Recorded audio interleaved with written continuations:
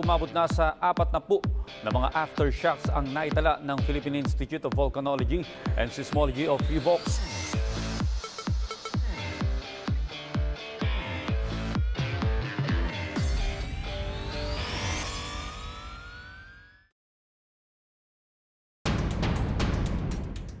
Good day and welcome to Pros and Cons, where we ask the hard questions and you decide which side of the truth you would choose to believe.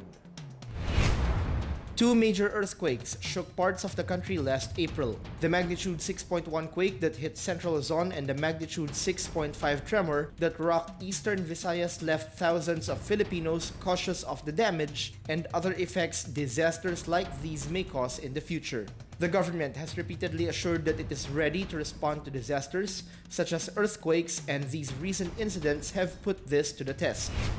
Today, in Pros and Cons, we raise the question: how prepared are we in responding and reacting to earthquakes? What measures are the government and the private sector preparing in case of quakes and aftershocks?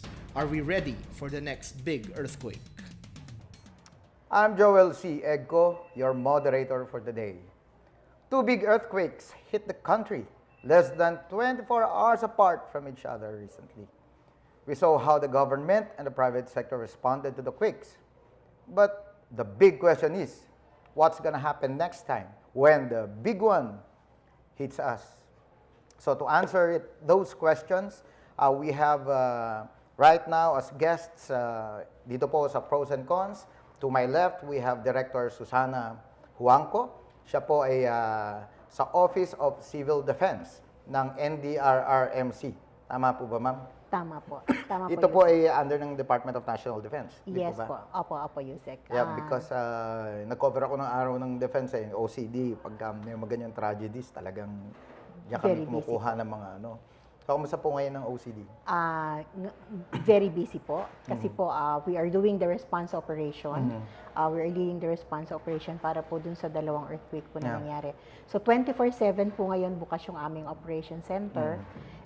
Para po nang sa gayon una ma-monitor, malaman kung ano na yung nangyayari doon at saka tingnan ano pa po ba yung kailangan in order to respond. Ano po ba yung itong OCD? Is it the umbrella agency pagka may magandong ganitong pangyayari, earthquakes or whatever, tragedy, dito lahat pumapasok yung mga information? Opo, sir. Sa Office of Civil Defense po, bali ito po ang secretariat ng National Disaster Risk Reduction and Management Council. Now, for every disaster po, be it be natural disaster or human-induced disaster, ito po ang monitoring po at lahat po ng response operation, lahat po ng coordination, orchestration. That's why even si President, pagka may mga malalaking pumupunta po siya. Opo, meron po siyang room doon po sa NDRRMC. At meron pong malaking conference room doon kung saan nakikita po doon sa malaking screen. Real time? Yes po, ano po yung nangyayari. And all the reports are being sent po sa office. Mamaya po, anuhin natin yan, lalaliman natin yun. Ano ba talaga nangyari? Ano meron doon sa loob ng OCD when disaster strikes? Ano? But before that, I'd like to introduce our other guest, si Mylene Villegas. Siya po ang Chief Science Research Specialist ng PHIVOLCS. So, ito, usapang ano na to, lindol na talaga to. Ma'am, so kumusta po yung PHIVOLCS ngayon? Ano pong trabaho niyo ron specifically? Magandang, ano naman, very busy, again. Kung magkasunod yung lindol, tapos may isa pa nung 26 April. So, pero parati naman talagang busy kasi 24/7 na monitoring po natin. Ang PHIVOLCS po ang nagmo-monitor ng paggalaw ng mga fault, paggalaw ng lindol, tsunami at bulkan. So, 101 Philippine Seismic Network tsaka 6 na volcano stations. So, is it true na everyday daw talaga naman may mga tremors? Yun nga po eh. Talaga naman pong may nare-record tayo. Everyday? Masinsin na po ang hindi lang po pare-pareho ng lakas. Yes. Eh yung malalakas pag nararamdaman, tsaka naman yung mga tao nagre-react. So, yun po maganda mapag-usapan. Yun, doon. Lalaliman natin yan mamaya. Kasi I recall when I was still covering, no, nung nasa media po ako, yan ang gumawa ako ng special report niyan na teka, wag tayong matakot. In fact, dapat mag-prepare. Kasi everyday talaga may lindol. Maliliit lang. And sabi nga nila, okay maliliit. Wag lang biglang malaki, no? Yung kinatatakutan natin na big one. However, babalik po tayo. Thank you, mga ma'am. When we return, we'll talk about the preparations, no, for earthquakes and other disasters na. Sama na natin. And we'll be right back.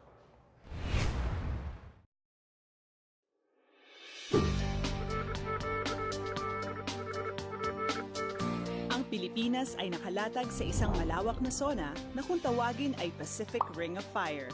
Dahil dito, laging nakaamba sa ating bansa ang panganib na dulot ng mga kalamidad. Kabilang sa mga kalamidad na ito ang lindol at pagputok ng bulkan. Bagaman hindi eksaktong masasabi kung kailan lilindol, dapat tayong maging handa. Siguraduhin ligtas ang pagkakalagay ng mga mabibigat at mga nakabiting bagay. Pag-aralan ang earthquake plan sa inyong paaralan, opisina at sa inyong komunidad. Laging ihanda ang inyong go bags anumang oras. Ang inyong go bag ay dapat na nagtataglay ng mahahalagang pangangailangan tulad ng mga pagkaing hindi nasisira gaya ng mga delata, matibay na flashlight, di baterya o dynamo na radyo at ekstrang baterya, pito, fully charged na cellphone at power banks, first aid kit, mga gamit sa sanitasyon at personal na kalinisan, kumot, supply ng gamot lalo na kung kayo ay nagme-maintenance. Ilagay rin sa inyong go bag ang kopya ng inyong mahahalagang dokumento, emergency contact information at ekstrang pera. Mag-ipon rin ng tubig na maiinom ng buong pamilya sa loob ng 3 araw. Ugaliing maging mapagmatyag sa inyong paligid at pag-aralan ang mga magiging hakbang sakaling magkaroon ng trahedya. Isang mahalagang paalala para masiguradong ligtas sa pagdating ng lindol.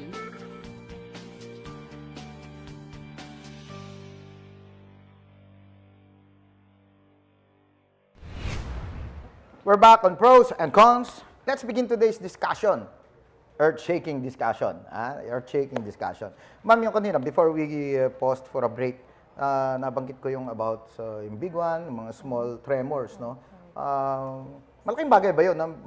Okay na yung araw-araw daw na merong maliliit kaysa yung may isang malaki na big one na sinasabi. Para po sa buong Pilipinas kasi iba-iba yung pwedeng panggalingan ng lindol kasi malaki yung mahaba yung fault, iba-iba yung fault. Maganda kung yung fault gumagalaw ng paunti-unti. Kesa nga po yung sinasabing bigla siyang bibigay. And ganun po yung nangyayari minsan. Kasi kaya tayo nagkaroon ng 1990 earthquake, kung naaalala ng marami. And yung iba pang mga recent lindol, Bohol, Surigao, ganyan. So, pag yung mga ganong klase, talagang totally walang aktibidad, pagkatapos biglang bibigay siya, yun yung mahirap. I see. For the case nung 22 April, nagkaroon ng isang malakas. Actually, hindi pa ho malakas yun. Oo. Ito yung 2 weeks ago, felt, no? yeah. 22 April after 5 o'clock. And it was felt in Manila. I think that's why most people reacted to it. Kasi kung nangyari naman sa ibang parte ng bansa, hindi, kasi marami po sa atin nakatira ngayon sa mga kondo.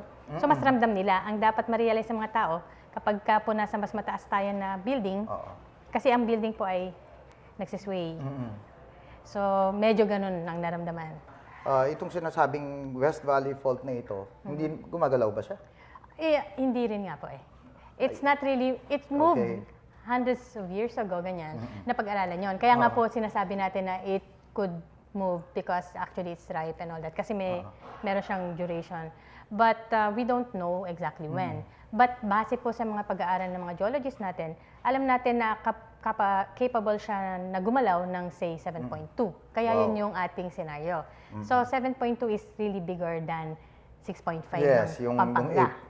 And yung sa Pampanga po ay medyo malayo, naramdaman sa Maynila. So imagine niyo kung galing sa Maynila mismo, malapit, at gumalaw siya ng 7.2 na maximum, no? And we really will feel, people should expect to feel really strong shaking. And we mean shaking. Now, we need to take advantage of social media in a sense to help people prepare. Kasi ito yung makikita niyong mangyayari. Halos tinilapon na yung mga tao, hindi na makagalaw. And if it's 7.2, we expect yung intensity 7 and 8 Ganon yung makikita nila and we should mentally prepare for that kind of scenario. Kasi narinig ko kanina na kahit drill tayo ng drill. Oo nga Tapos, pero parang Wala nagpapanik pa rin naman, tayo. nagpapakyut lang But if- pag nagdi-drill, di ba? But if you've seen videos like this, ganito talaga yung may expect namin. Hindi na tayo dapat nagugulat, sana.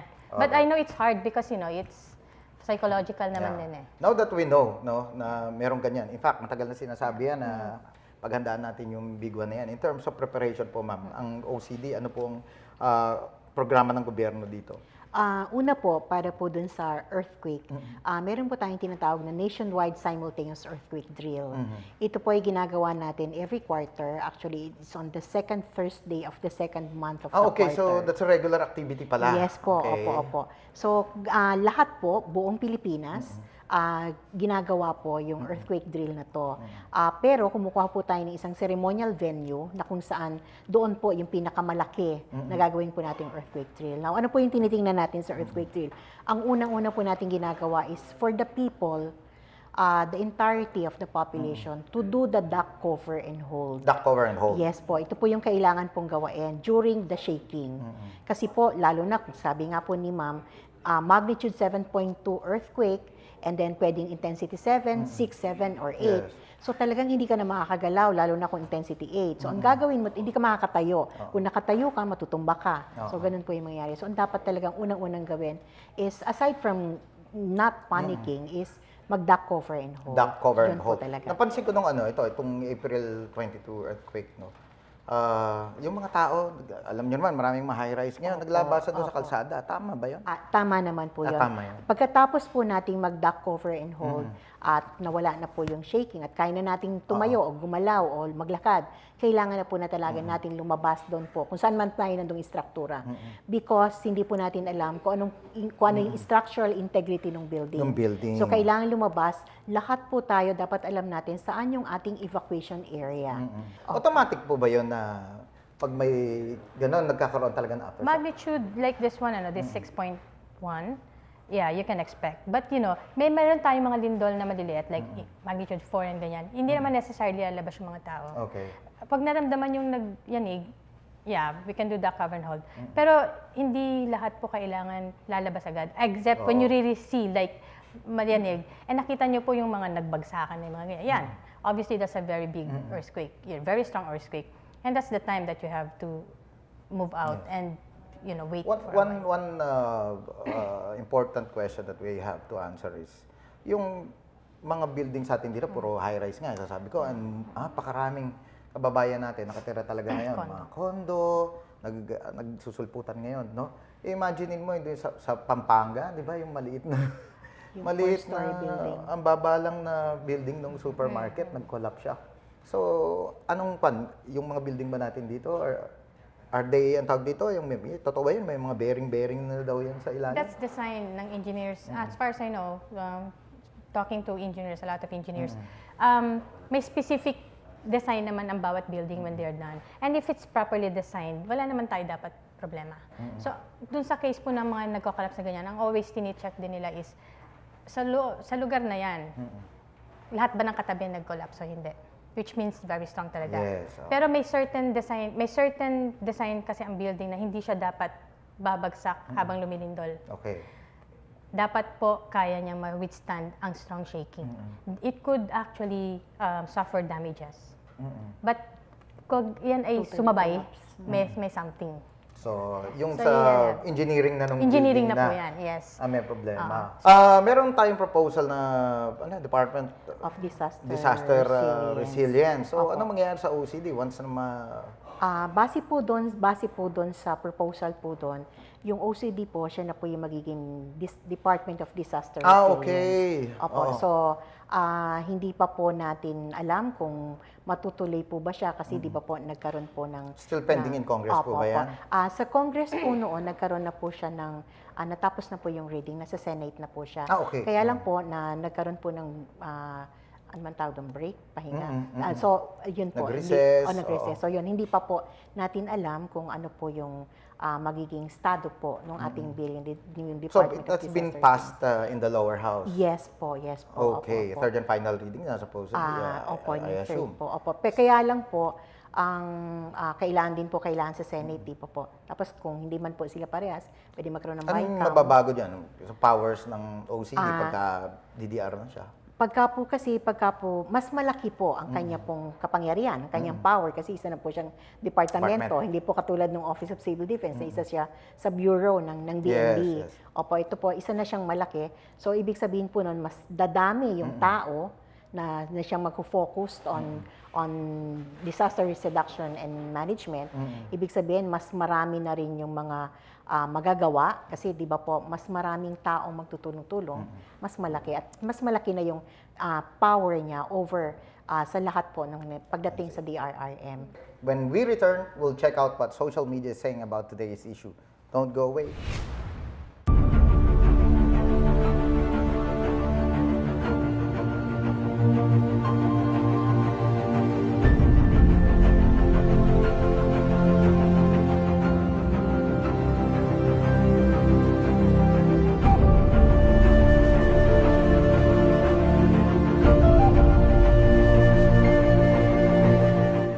Ano ang Big One? Ang Big One ay isang terminong ginagamit upang ilarawan ang isang senaryo ng malakas at mapaminsalang lindol.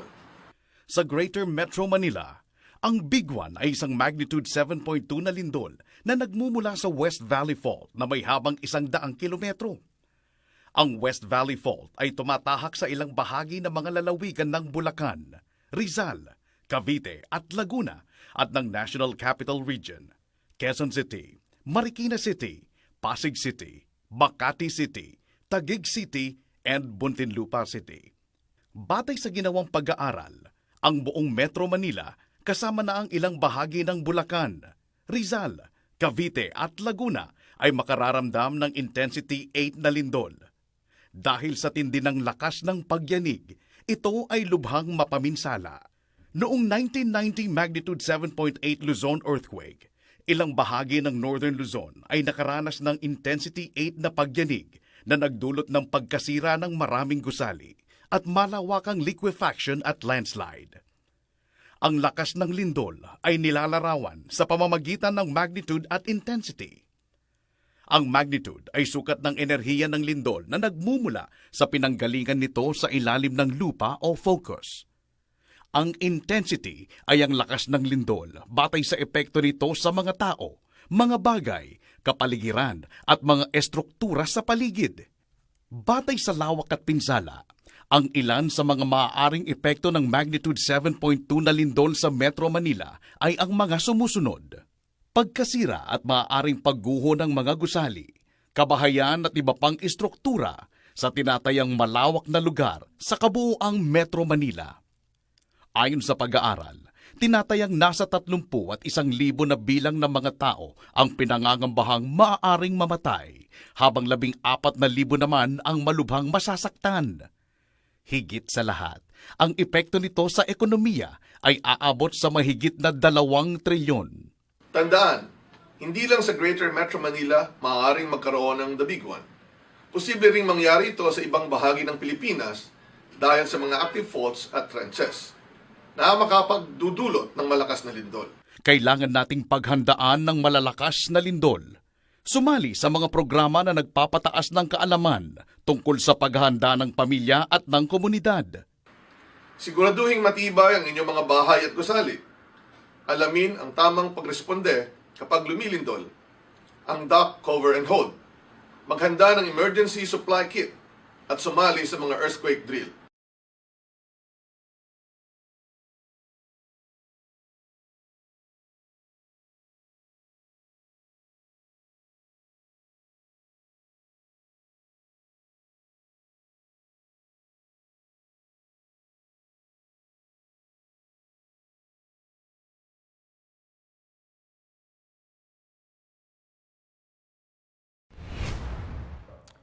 You're still watching Pros and Cons. I know our friends on social media surely have a lot to say about the recent earthquakes, no? And alam niyo po, meron tayong poll question, no, na babasahin natin na nakapost sa PNA website. Ang tanong doon, matapos ang mga nakalipas sa lindol, handa ba ang gobyerno sa pagtugon sa mga panganib nito? Lalo na sa panganib na maidudulot ng sinasabing the big one, no? Let me read a couple of comments from our followers. Ano? Unahin na natin itong kay Alvarez, CJ Alvarez. Sabi niya, yes, kung ang different agencies ng gobyerno ay may kipag-coordinate and may kipag-communicate ng maayos, especially sa pagpapakalat ng infos and update sa mga activities and plans nila, which is nangyayari naman through media and preparedness activities na ginagawa especially ng NDRRMC. And we, as citizens, din, sabi niya, must do our part na sumunod and makipag-coordinate din sa mga officials sa ating lugar. Okay, good point. Ito naman si Rod Ventus. Sabi niya, not 100% ready yet around the Philippine Islands. Many things to consider and improve before we can say the government is ready. This is not a president's full responsibility, but all government agencies and lawmakers must do. Sabi niya. So, yun na nga yung mga DDR, yung mga proposed law. Ano? Yeah. While off-air kanina, pinag-usapan po namin about the evacuation centers. No? Ngayon, gusto ko itanong kay ma'am, ano ba talaga ang ideal evacuation centers? Kasi may nagsasabi, tama yun, may naaro na nangaturo, tapos pagdating mo, court pala. No? And those centers, evacuation centers may be effective kung bagyo. But when it comes to lindol, ano po ba ang pinaka-safe na lugar? Well, pag ang pinag-usapan natin yung scenario na malakas ang pagyanig at kailangan umalis ng mga tao kung saan man sila, no? And then we have to identify open spaces, whether nasa komunidad or nasa, say, di ba, public space. Kaya nga yung Oplan Yakal ng MMDA, right? Yung contingency plan na yan, ang ina-identify dyan, ano yung mga open spaces kung saan pwedeng pumunta yung mga tao kung ang scenario ay 7.2. Remember, hindi naman kailangan po mag-evacuate kung mababa ang magnitude ng earthquake. Yes, Ina-assume natin na yung worst case will be 7.2 and people need to evacuate to those na kailangan, ano? Sino man magsasabi na mag-evacuate na kayo? Halimbawa kasi minsan nag-panic for magnitude 4 lang, evacuate na tayo. Good question. Sino magsasabi? Good question. Sa totoo lang po, yung yanig na naramdaman, kung kayo ay hindi na talaga makatayo, palagay ko yan yung oras. At talagang, at nakita nyo tumilapan ng mga bagay-bagay sa paligid nyo, kung kahit nasa bahay lang kayo, ang bookshelf, and then you probably have to get out of the house. Kasi, obviously, you have to check. Kasi sobrang lakas ng pagyanig. That's why, importante, open space. Yes, yun po ang definition ng open space. Walang babagsak sa'yo at ikaw ay hindi masasaktan. And people should be very conscious once they get out. Like, tingin. Always. Kasi yung iba, sa sobrang ano din. Kaya nga, I think what we're doing here, napag-aralan na po yung ng Myers yung Valley Fault long ago. Marami na po pag-aaral. Ang kailangan po ngayon ay yung tamang pagpapaalam sa mga tao kung ano po talaga. Kasi marami po napipick up. Minsan, pinipick up lang nila yung gusto nila at yun yung ipagkakalat para matakot ang mga tao. Imagine a 6.2 magnitude earthquake. Di ba? Ang daming, may mga namatay. More than a dozen, I guess, no? In both incidents. Yung pa kaya mas mataas pa sa 7. And sa Manila galing. Tapos Manila pa. Which is a very, populated area. Yes, and so we really need, ang sagot dito talaga is preparation, no? Yes, po, sir. Presence of mind. Opo, Tapos yung activation agad. So they have really to participate dun sa mga earthquake drills na yan. Huwag niyo pong bibiru-biruin yan. Opo, Diba? opo, sir. Kasi usually, pag nag-earthquake drill kami, kuminsan, nakikita namin, sinasabi na namin na duck over and hold, tapos lalabas sila kasi nga, laging worst case scenario pag earthquake drill. So, ibig sabihin, ito yung napakalakas, kailangan na lumabas. Yung iba po, along the paglalakad nila, makikita mo nagsiselfie. Tapos may napakita pa na sila ay ipopost pa sa Facebook nila sila nag-earthquake drill. Hindi po dapat ganon. Dapat seryosohin talaga, tingnan, saan ba ako dapat pumunta, tingnan ko yung, kasi ito yung muscle memory na kailangan mong makuha. Na kailangan alam mo saan ka pupunta, titingnan mo yung kapaligiran mo, yung kung habang naglalakad ka. Ito po yung kailangan nating gawin. When we say drill, yung pong siren na naririnig nyo, it actually represents the earth shaking. That we cannot siren. And some people were waiting for, asan yung signal na pwede na kami lumabas? Yun na pala yun. On your own, you have to decide on that. Yun po yung mga kailangan pa nating Gano po talaga, ilang segundo usually ang, on the average? We're using yung scenario ng 1990 because it's almost a minute. Wow. And that's naalala ko yun Nasa ilalim din ako ng table na. Naalala ko yun. And yun po, yung pinakamatagal. Gumanon muna, tapos biglang gumanon yun Kaya po siya ganun kasi So far, marami yun ng yung ganyan. pinakamatagal na on-recorded. So, yun yung ginagamit. But it could be shorter, but stronger. Could be longer and stronger. Yes. Or it could be shorter, Shorter, and, but stronger. di ba? Oo nga, no? Kasi we cannot predict. We cannot predict. And depende kung earthquakes. nasan po tayo. So, dapat tayo sa household, meron tayong go bag. Ano ba mga dapat laman ng Ah, cellphone? ang laman, Charger. Opo, yun po yung kailangan. May flashlight ka, Flashlight. may pito ka, may pagkain ka na enough for 3 days. Gamit mo yung battery, radyo. Ito po yung mga kailangan na meron ka. I see. Charger. And local government units, ano ang role dito?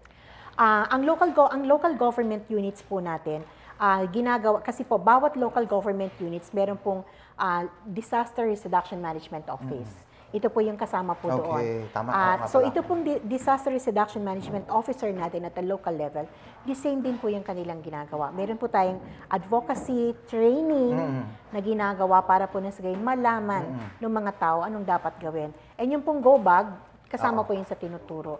Yung mga, kung meron hindi mga companies, no, mga opisina na hindi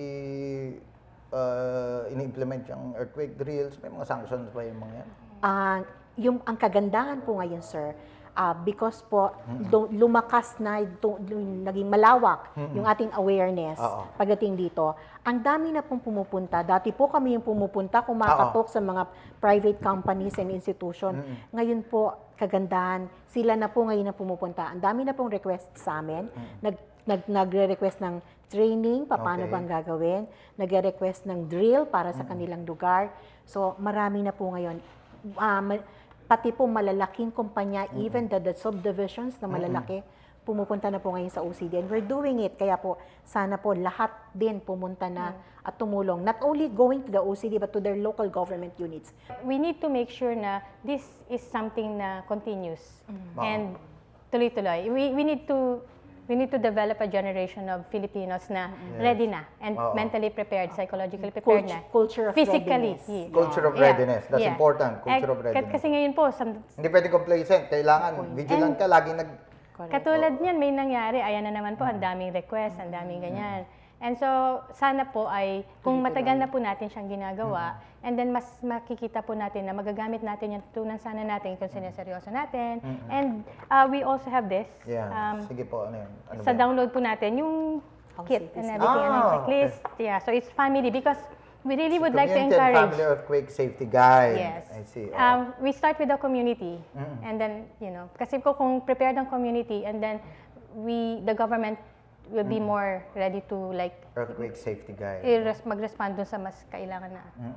And of course, laging iniisip mga tao pagka nangyari na yung disaster na yan, hihintayin yung gobyerno, either local government o national. Anong tamang attitude? Anong tamang attitude dapat? That we can actually take care of ourselves for the next 24, 48 hours na kaya may go bag si ma'am. I Yun, see. we encourage that lahat ng miyembro ng pamilya po may hawak at kaya na lang bitbitin, may tubig, yung essentials po para sa atin na hindi po natin kailangan mag-intay na respondehan. Kasi pwede pong ang maganap lang ay walang kuryente. Kaya may drill. Opo. No? Yeah. Napakalaga ng mga drill na ito dahil may ready tayong makukuha sakaling may mangyari. Kung nasa bahay man lang tayo. And then naka-prepare tayo. Hindi tayo kailangan kasama dun sa kailangan pantulungan. Sana. correct. Baka tayo pa mag-volunteer na tumulong sa kanila. mas maganda So po dapat yun. ganun yung orientation, no? Opo, Para sir. Totoo po. laging ready. At saka sir, ang isa pang issue dyan is, pag lumindol, halimbawa araw lumindol, hindi tayo magkakasama-sama sa bahay. Pwedeng yung isa nasa opisina, Opisina, yung isa nasa eskwelahan, opo, sa ganon. eskwelahan, So ang tanong ngayon, meron ba kayong common meeting area sa buong pamilya? Meron na ba kayong evacuation plan sa iyong pamilya? Yun po yung isa pa pong kailangan natin. Kasi preparedness should always start individually, should always start within the family. Tapos saka po natin titingnan na ano na ba, anong kailangan natin ng gobyerno. Alright. Dapat tayo muna. So, alam na ba natin, kasi di ba po, kalimitan pagka may ganitong disaster, ang daming missing persons. Pero kung ang bawat pamilya, alam nila saan ang meeting point natin, dito tayo magkikita-kita. Kahit nasaan pa yan, Basta doon magkikita-kita tayo. magkikita-kita. So, alam mo ngayon, sinong pamilya mo ang nawawala. Along the road, alam mo, baka itong panahon na to, nandito na siya. Oo. So, matitrace Alright. mo yung So there you have it, folks. Straight from the shoulder and right on the money. But before we go, I'd like our guests, no, to say a few words to our ating mga viewers. Unahin ko na po kayo, ma'am. Opo. Katulad po ng sabi ko kanina, being prepared should start po sa atin sarili. Prepared, the culture of preparedness should always start within ourselves, sa ating pamilya. Hindi tama naman po na sabihin natin na ano ba yung ginagawa ng gobyerno para sa atin. Pero dapat din nating tanungin sa ating sarili, ano ba yung ginagawa ko para sa aking sariling kaligtasan. Yan, very nice. I love it. Ma'am, your message po para sa ating mga kababayan. Sana po ay patuloy tayo makinig sa mga tama na advices po patungkol sa lindol at kung sakali magkaroon ng lindol, ano po yung gagawin. Importante po yung paghahanda natin bilang individual, bilang pamilya, and may contribute natin to para po mas less yung kailangan natin na respondihan. Mas maganda po yung handa kesa po yung nag-iisip tayo ng paano magre-respond kapag may nangyari na. And for the case of the earthquakes that are happening, ang sa amin po, yung mga text messages po na nagsasabi na maglilindol ng gantong oras, wag na po nating i-share. Kasi po hindi po nakakatulong para sa iba. Hindi na ipe-predict yung lindol. Hindi po na-predict. Ito po ay, may mga scenarios po na pinipick up, ginagamit nila. Pero ang maganda po sana ay isipin natin, ang lindol po ay hindi na-predict, pero may pwede po tayong gawin para po maiwasan natin, kung ano man po yung maaaring sakuna na kasama nito, sakaling may mangyaring din. At yun ang mahalaga, preparasyon.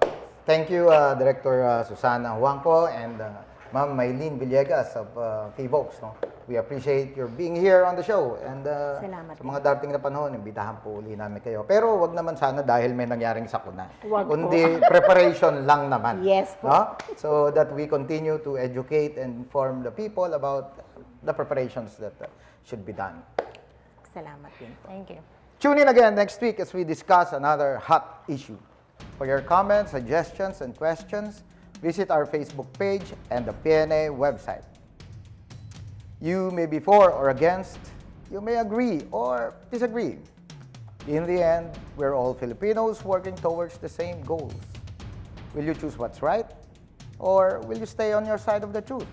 Once again, this is Undersecretary Joel C. Egco. Thank you, and see you on the next episode of Pros and Cons.